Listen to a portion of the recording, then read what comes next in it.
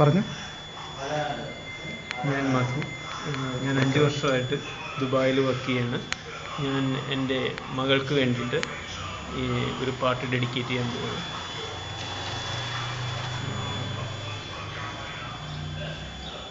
പാടിക്കോളൂ. ഏത് പാട്ടാണ് വേണ്ടതെന്ന് എനിക്കറിയില്ല, എങ്കിലും 2 ലൈൻ ഞാൻ പാടാം. താരകരൂപിണി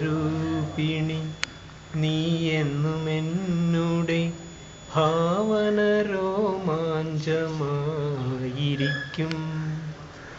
ഏകാന്ത ചിന്തതൻ ചില്ലയിൽ പൂവിടും ഏഴിലം പാലപ്പൂവായിരിക്കും.